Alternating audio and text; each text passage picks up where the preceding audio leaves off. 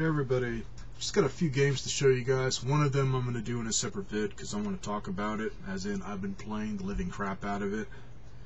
And then I'm going to show the Militaria item last, as in I want to talk about it and show it off. It's something that seems to be quite rare, as in I had a bit of a time looking it up. So anyways, game one here. This is for the Wii, and picked this up new at Kmart for $14.95 out of their big bin of just discount games. This is worth every freaking penny if you're into retro gaming. And this is kind of one of those types, and most of the ones I see like this, it's really old school stuff, like from the 80s or whatever, like old arcade type games like Namco and whatnot. This happens to be Neo Geo SNK games, and you get 16 of them on one disc. Once again, worth every penny, and it's got some good games on it.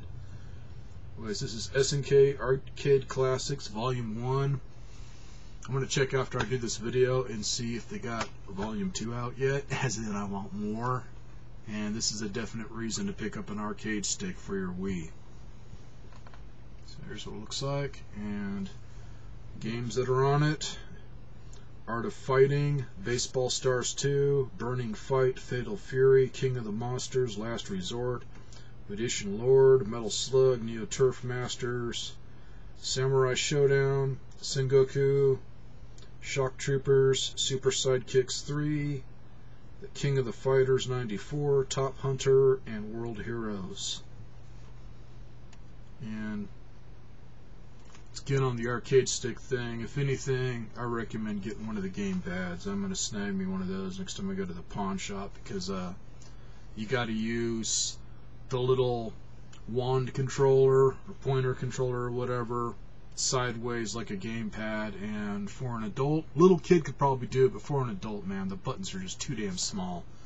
Your thumb just wants to wander and you end up hitting the wrong directions, especially for the fighting games. Otherwise, all the games on here are all arcade quality. They didn't do anything to them, man. They're just like playing them on the Neo Geo or the arcade. So very cool. Now, the ones that I snagged at the swap meet, I got all these for $2 a piece. This one, I gotta see which ones I got for PS2, because I've got some of the Call of Duty games. Anyways, this is Finest Hour, and it's for Nintendo GameCube, and it's in pretty damn good shape. It didn't get much play out of it. Still has the book. Box isn't in bad shape, so looks like a cool game. Get to drive vehicles in this, tanks and stuff. And then got a couple of Saturn games. This one I picked up because it's the store-bought version, and the one I have is the pack-in one, is in when Sega Saturn first came out, as in the model one. Well, two different Saturns. One of them's got oval buttons where you got the two lights, and then the other one's got the round buttons where they got rid of the CD read light or whatever, as in they cheapened the parts. And originally you got Daytona USA and Virtual Fighter. So this is not in bad shape at all. He's actually got taken care of pretty good. And it's even got the little pad in there for cleaning the disc. And then this one, another $2, same person's. I figured, what the hell. Not in the sport games, but this actually doesn't look too bad. This is Worldwide Soccer Sega International Victory Goal Edition. And same thing, disc is not in bad shape at all. So that's the games. Guess I'll show you the other one in another vid. As in, what I did is I had it already on one system and I wanted to try it out on another system and see if there is a difference, and big freaking difference. So I'll tell you about that in the next one. So now for the Militaria. This happens to be from the 60s, late 60s, like NAM era. And what it is, it's a soldering outfit that is battery operated. All contained in a little metal box. So you to have it portable to where, like if your CB goes down or whatever, walkie-talkies or something like that, to where it's just fixing a wire or two, simple fix to where it won't take forever. You get about an hour's worth of use out of this once it's charged, which nowadays, that's nothing. But back in the day, man, that was plenty of time to do a simple repair.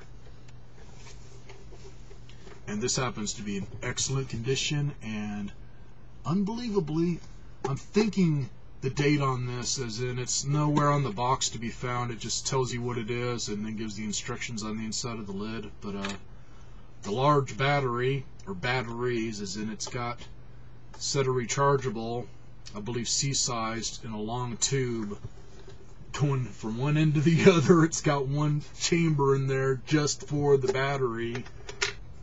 That's got the date on it, and it looked like it was like 68 or 69. It's pretty faded, but 60s, it's old enough. It says soldering outfit battery model PB6. It's 115 volt, 50/60 cycles. Then it's got kind of a serial number, and it's made by Weller Electric Corp. And trying to look this up, I was finding new stuff, so they're still around. They make the little just pocket type soldering irons that you can just put batteries in or whatever, and then they do make the regular type ones with the wand. So still making stuff. And then it looks like another kind of serial number type thing, and made in US. And it's got the instructions on the inside, and anyways, what you do is you open up your box here, take this out so I can show you guys. The soldering iron, it looks basically like one of the cheapies that you buy at like Walmart or whatever, just for doing just really small jobs. So it was made for just doing a quick fix. And this is probably made obviously a lot better than this piece of shit that I use now for doing my game system mods and stuff. As in, I barely had that for a year and the tip's already melting off. And on this being in excellent shape, I don't think this ever got used. Either that or they had a way of cleaning it off really good or something, because the soldering tip, it's got a chisel type point. It doesn't have a sign of solder on it. No wear marks or nothing, and anyways, set up to where hollow chamber here.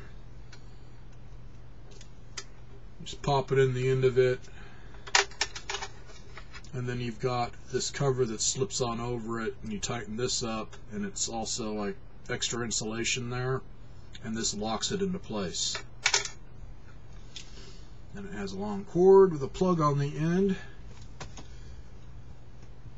as in while you're charging it, you don't want to have that plugged in. And you can open this up to get to the guts if you had to replace the battery pack or whatever. Everything is made to where you could replace stuff. Very few parts in this. So then all you do is take out the screw, and this whole inner piece here that's got your switch and plug and everything on it just lifts out, and then this long piece here where you wrap your cord, that's where the battery is. Just to tell you that this would definitely not be very useful nowadays in the military because of the time that you have to do stuff. When this thing is stone dead, you got to charge this sucker for 12 hours. States it for you right there, man. It takes a long time to charge up. And what's crazy was getting some weird noises coming out of this thing, which I keep the gerbil spinning, and I'm trying to think of what the hell they'd be. I'm thinking that they may be normal. As in, I'm trying really hard to find a place that gives information on how this thing works or whatever. As in, when I've got it plugged in, charging, and no, I didn't charge it for 12 hours. I ain't that crazy. I took it outside, plugged it in, ran about 30 feet away like a little bitch, and watched for smoke, and when I didn't see any smoke for the first 5 minutes, walked back up, and it was making like a hum noise, kind of like what you get out of a charger for charging up your car battery. That same kind of just brrr. So I figured that's normal. And the crazy noise that it was making is the fact that I only charged this for an hour, and I sat far enough away in case something blew up like the battery, and actually got enough juice to where this heated up. So this son of a bitch still works after all these years. Just didn't heat it up enough to where I could melt solder with it, but it was definitely heating up the iron. But the noise it was making when I turned this to operate to use, only thing I can describe it to is the noise that older type taser makes. That crackling type zzz type noise. Like it's not quite a constant current. I'm almost wondering if that's how this thing regulates the temperature, because it makes the same noise. And I took the thing apart so I could look at the battery and see if maybe the battery was smoldering or anything, and no. But there is one circuit in there that's all covered up in plastic and a tube and stuff, all encased, and I'm thinking that that's what it is. It's a little shock that goes back and forth and just fluctuates so this thing won't overheat. Because basically this is a 6 volt, typical 24 watt. In fact, let's see, I think this is, it's less than this, so really simple jobs. To where you'd have to have the cheaper solder to where it melts real easy, because that one's 30 watt and that's a cheapie. So just enough to get fast job done. So anyways, once you get it charged up, I'll show you here. 3-prong plug.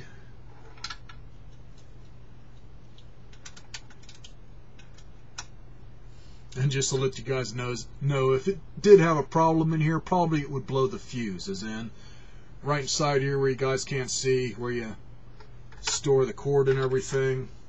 It's got a regular old school type car fuse in there.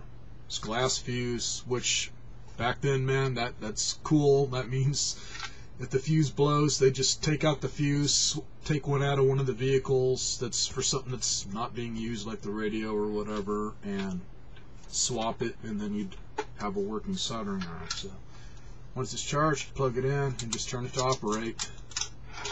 So pretty simple. Got it for $10. Did find one on eBay, man, but it's didn't have enough information on it. All they said was working, and I don't know how much they got for it. I used to do eBay like for, well, let me put it this way. It was long enough to where they made good money off of me, then it was like, fuck you, I'm going home. I hate eBay, man. Every time I get ready to post something, man, they make a freaking change on the prices or whatever, so it was like, screw it. Sell it from freaking home or through Craigslist. And that's the only place that I have seen one like this that's military. I did see quite a few vintage ones that were just their standard soldering irons. So, if I find any info on it, or how much it's worth or whatever, man, I'll just do a link as usual. So, that is the end of this vid. And feel free to comment as usual, and I will show that other game in the next one. Catch y'all later.